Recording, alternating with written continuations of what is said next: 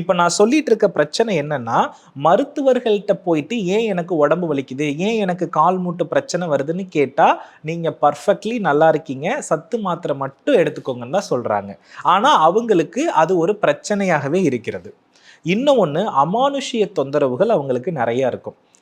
கிச்சன்ல நின்னு சமைச்சுக்கிட்டே இருக்கும்போது பின்னாடி யாரோ நிக்கிற மாரி, பெட்ல படுத்துக்கிட்டு இருக்கும்பொழுது யாரோ வந்து அழுத்துற மாரி, இது எல்லாமே ஒரு பிரச்சனையாக தூக்கத்தில் வந்து பிரச்சனை கண்டிப்பா இருக்கும். அதாவது பகல் முழுவதும் ஆழ்ந்த தூக்கத்திலும், இரவு முழுவதும் புத்துணர்ச்சியான மனநிலையிலும் இருக்கிற வீடு வாஸ்து பலம் பாதித்த வீடு.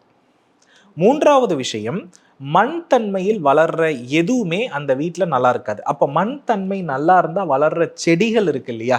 அதுல வந்து மண் எங்க தத்துவம் நல்லா இருக்கும்? மண் தத்துவம் வந்து ஒரு ஜாதகத்துல நல்லா இருந்தா செல்வ நிலை உயரும், ஆரோக்கியம் உயரும்னு சொல்லப்படுது.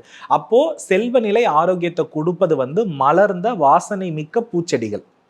இந்த மலர்ந்த வாசனை மிக்க பூச்செடிகள் வந்து பாத்தீங்கன்னா அந்த வீட்ல பட்டு போகும்.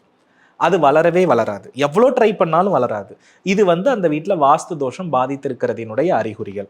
அதற்கு அடுத்தபடியா மீன், நாய்க்குட்டி, ஆடு, மாடு, கோழி இது போன்ற ஜீவராசிகள் அந்த வீட்டில் வாழவே வாழாது. அடிக்கடி மரித்து கொண்டே இருக்கும், இறந்து கொண்டே இருக்கும். ஒரு மனிதனுடைய எதிர்பாராத மரணம் கூட நடக்கலாம். அந்த வீட்டு தோஷமாகி அந்த வீட்ல ஒரு புகுந்திருக்கிற பட்சத்தில். இது எல்லாமே அந்த வீடு வாஸ்துவால் பாதிக்கப்பட்டிருக்கிறதுன்றதினுடைய அறிகுறிகள் தான்.